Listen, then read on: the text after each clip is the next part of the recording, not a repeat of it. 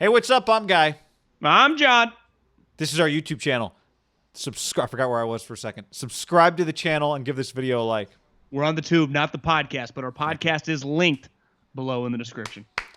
All right, John. The Warriors, after a lot of smoke screens, and I saw somebody said most teams try to hide who they're picking. The Warriors leaked like 7 different names over the last week. And in the end, they settled on the guy that I think most people from the beginning probably thought they would take, James Wiseman, 19 years old. You're looking at a rare photo of him playing basketball. Didn't play a ton for Memphis last year, but he played for Penny, which I love. I like it. We know this was not a draft of multiple high-end superstar guys. There was nobody that was a clear-cut. There was no, Zion in this draft. So you take one of people felt generally right. Like there were 3 guys that maybe could be like stars. Him and Anthony Edwards and LaMelo. Those guys went 1, 2, 3. You got one of them. I'm good with it. Wasn't it Penny's commercial with Little Penny that said, "You couldn't guard me. The Secret Service couldn't guard me"? Do you remember that commercial when we were kids? Yeah.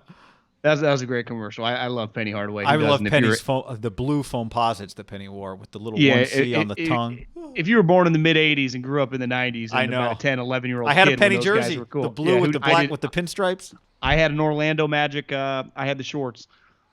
I saw Penny say that like the kid's only scratching the surface, and right before the draft, it felt like the Ball family was paying Mike Schmitz to act like LaMelo was the greatest thing since Magic Johnson. That guy was just nonstop LaMelo.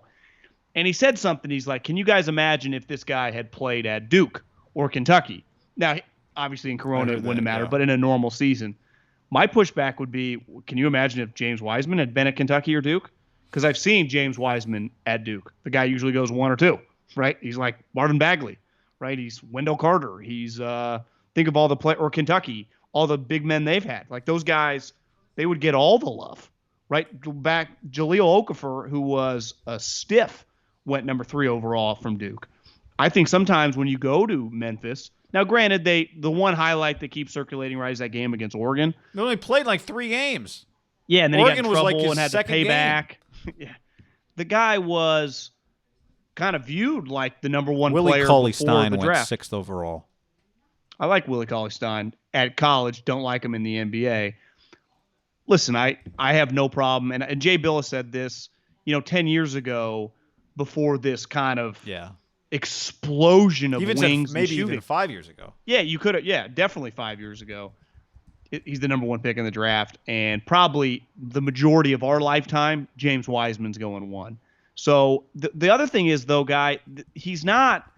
We talk a lot on our shows about modern day quarterbacks and even needing to be athletic. Mm-hmm. And I heard Brian Kelly, the Notre Dame coach, say, like, listen, I don't need Lamar Jackson, but like we can't have you play quarterback now for Notre Dame. And I think this speaks for all colleges if you can't move. Back in the day, you could kind of be a big slug and get drafted number 1 if you were a center. Like bigs, the movement wasn't as unique. Hell, like remember when Chris Webber came out? It was like, God, we've never seen anything like this. Now, granted, that was 30 years ago. But like that is every guy now. You got to be able to run, jump, shoot. Like I don't need James Wiseman shooting threes. Everyone's like, can he shoot threes? Like, no, I need him fucking rebounding, dunking, and catching lobs. And that's what he should do with Steph Curry. A little pick and roll with those two. Yeah, I mean, and protect the rim, right? I think you're onto something because I think while a lot of what we say about bigs is true, there are still going to just be big human beings produced. And they might just be more now the ones that don't look like KD, right? There are some of the KD Giannis's, but there's more. It's crazy to say this. There's more of the 6'11". Now he's 7'1", but I even think like him, Onyeka Okongwu, Zeke Naji. You go back, DeAndre Ayton, like these guys. Yeah, they're centers, but they're not plotter. Like they are. But really Ayton's not as athletic as this guy, is he? No, but I'm just saying, like he is pretty athletic. Like he's not Greg Ostertag. No, that's the point. Is like they're just different, and there is you spend a lot of time around college basketball. Do you think most of the bigs, just in general, now are more athletic or just more movement? Like they don't look for the stiff guy who can't really play in Power 5 conference anymore. Part of it is you probably grow up trying handling to the be ball, guy running. That shoots the ball from the outside a little more. Like Okongwu is fantastic at it. He played with all the brawl. Well, everyone saw that video, but yeah. So LaMelo looks so small next to him. I know. There's another guy on that team too, who's the point guard at Loyola Marymount, who was a really good player in that league. At Chino Hills. Yeah, who was on that team. They didn't highlight him in the photo, obviously, but They couldn't have lost many games, could they? Remember some of those highlights of like LaMelo shooting like 75 feet at Chino Hills before he even went to Australia? Yeah. You remember that when he first went viral at like 15, LaMelo would fire from like 40 feet. And you're telling me he had that guy on his team going like this? Onyeka Okongwu, not this guy, yeah. Yeah.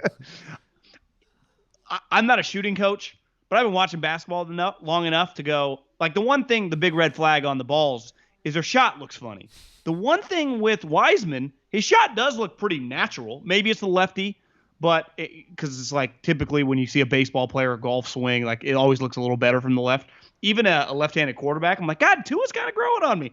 It's just something about the little left-handed jumper. It is smooth. Yeah, and I think people think that if you can shoot free throws, and again, he played in 3 games, but he was a pretty good free throw shooter. You can develop, if you're athletic enough, you can develop a 3-point shot. That's what I've had scouts tell me. It's just like a most basic way to look at a guy. So, I mean, look, you don't have to. He could have gone to every program in the country, right? It's not like Duke would have taken him, Kentucky would have taken him. He was the number 1 recruit in the country. Yeah, he was the number 1 recruit. People watched his 3 games against South Carolina State, Illinois, Chicago, and Oregon and went, yeah, okay. I see it. We're not Illinois of the Big Ten. Yeah, not Illinois of the Big Ten. Illinois, Chicago. I didn't know that a place existed. The Flames. The Flames. Well, luckily now, if he still needs to pay back any of that money to the NCAA, I think he makes $9 million on his contract this year. Why does he have to give it back? Well, I don't know. He shouldn't, but I'm just saying. It was like $1,000 in moving fees, wasn't it? I know. It was so like stupid. Beacons or Mayflower gets the money. So I love that. I love that Penny is his guy, just like that an NBA guy believed in him. So this is where there was some discussion, right? Because Clay gets hurt. An hour and a half before the draft, it becomes public news. We don't know how serious. What do? Do you adjust your draft philosophy at all? Do you try and trade down and get a couple of players, right? You just got to deepen your roster a little bit. My attitude, and Bill has said this, and I agreed with him when I saw him say it. He was just like, if Wiseman has been the guy you've wanted, that's who you should take. Now, if you've been thinking about trading back and Wendell Carter and 4 for 3, okay, fine. But if you think this guy is your guy, then you should take this guy and hope that he's your guy fast and can make up for the fact that your roster is a little more depleted if Clay's out for a while. Would you agree with that? Yes, and even if Clay, worst case, misses the season, Anthony Edwards, you got to go play with like D'Angelo Russell and Cat. Like that's going to be fun. Think about all the guys. If you're James Wiseman, you still get to play with Steph Curry and Draymond Green.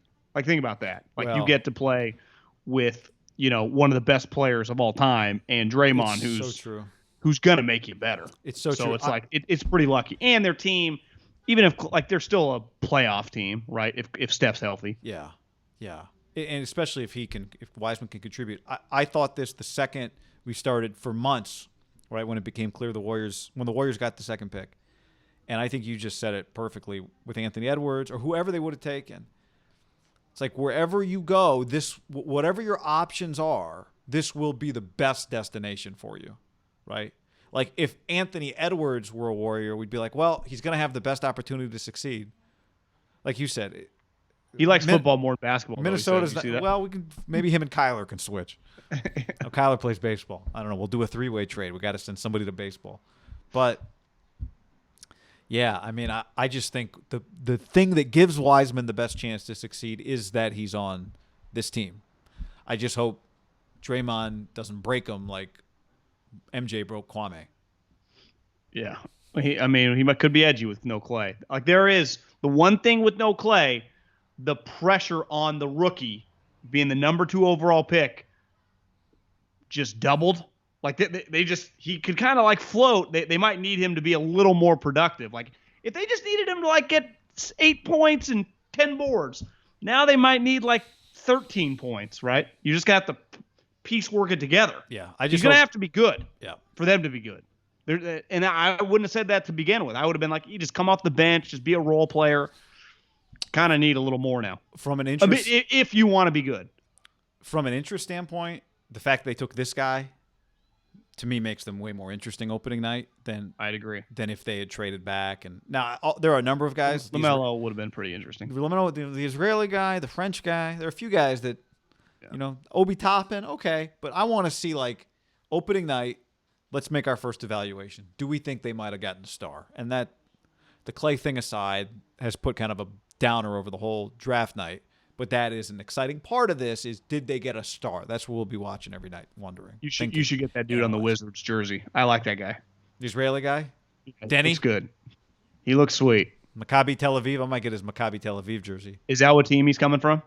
It's the Israeli club. It's That's the where team Omri and all came the sweet from. players. Maccabi Tel Aviv is the best soccer team in Israel. It's just Maccabi Tel Aviv. I'm not trying to shit on Omer Caspery, but I don't think he looked quite like that, did he, coming out? No. This guy might be the great Israeli hope, right? I mean, this guy could take it. This guy could be big. Yep. It could be big. So could Wiseman.